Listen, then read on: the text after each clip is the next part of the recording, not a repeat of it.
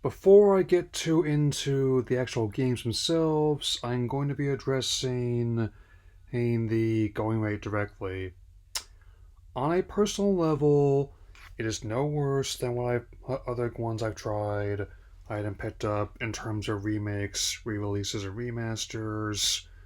All three of which are some of the necessary evils in this industry. I mean, in the age and the ones I put on my community tab, including not limited to Spyro Reignited, SpongeBob Rehydrated, Star Wars Bounty Hunter Remastered, and the HD remaster of the older Resident Evil, which in turn was a remake of the original game. And as for Star Force, if I was to get another Capcom title this quarter, it would likely be RE9, and depending on how it's received, Pragmata.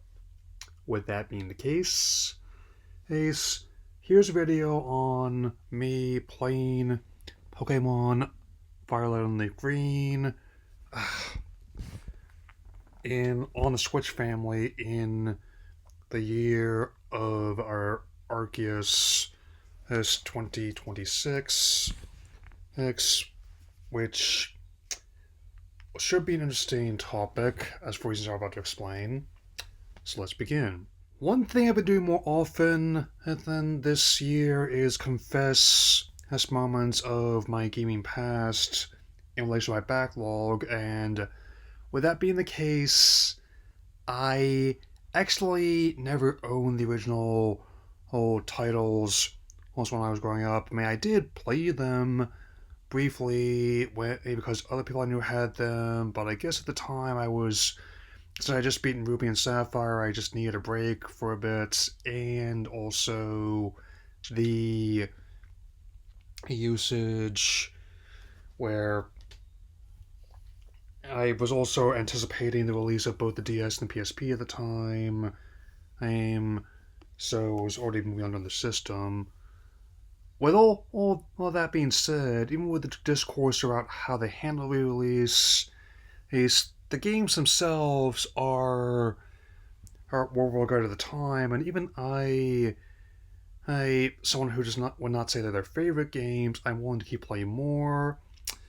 I've only recently started these titles, but since I do have some familiarity with the originals, I am just acclimating to the differences in balance and all of elements from Generation 3 that were not present in the original, such as abilities, natures, and my usual trick where I'm just spamming confusion, and that Onyx not going to work because of the way they changed that. I mean, it's definitely not as like today's meta where they basically have to modify that every single season and to account for changes. I'm just glad I got the rank I wanted as well as the Mega Stones.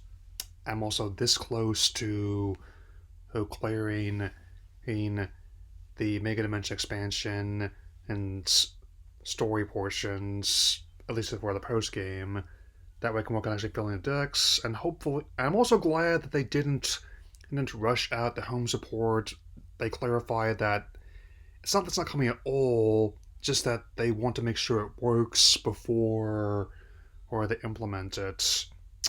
And given how, in this instance, the next mainline nine, installment with Winds and Waves officially marking Generation 10, and they're actually pushing that back a whole full calendar year. A lot of people, such as myself, were expecting it to be 2026 and all that, but they're actually gonna be making it all the way into 2027. I would presume Q4 that year at the latest. I mean, so that October or or November, December window is really quite lucrative, but I actually don't mind that more publishers are staggering their games out through the entire year, gonna have more people playing than ever, and even titles that would normally they struggle to who find audience years past are now selling millions, man. And man, no matter how small that niche is. And give you all another example of this. Just pulling up my profile here. Here, I mean, other titles. Okay, I'm sorry. I'm trying to get this to focus. Okay. ZA, Apex Legends, Animal Crossing, Mario Kart, which came patched in with the system, Splatoon 3, the GameCube Classics.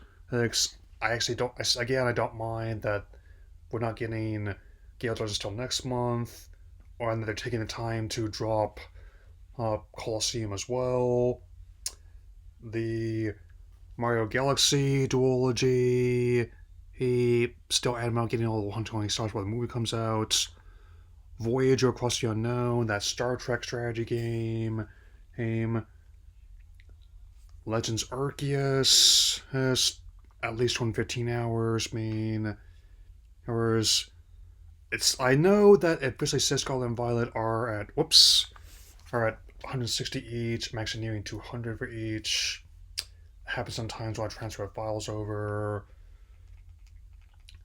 Fire Emblem, a Famicom game as old as I am.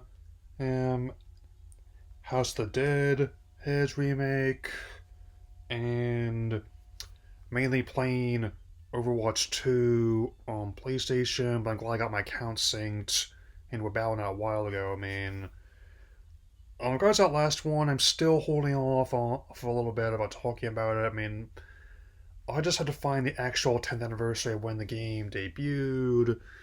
Dude, I'm still don't think I would even call that a rebrand, given how they're going back to the gameplay and even like the name that made helped make the original so popular. I would say it's more of a D brand, and where basically you just treat it Overwatch 2 like a new Coke, and say like this relaunch of the original game like your Coke Classic. So as I open up this Code Red head, and I can definitely say that these games will indeed, much like other ones of franchise, both past, present, and Arceus holding future, will help get my mind, my body is off of the current events that are troubling and keep me up at night, man. So it's and also I'm glad that based on the fact that they instantly shot up the sales charts before they even officially went live. There are contingencies for more legacy titles on eShop, so I mean it's nothing to get too mad about. It's just simply the market working as intended, and I definitely know what a scam is in the gaming scene. I'm definitely also still watching the Ash of Creation fiasco unfold currently. So check that out if you really want to show how really good coverage from FSQS, I would say. Anyway, that's all for now, and I will see you all again in March. So take care and seek out all Pokemon.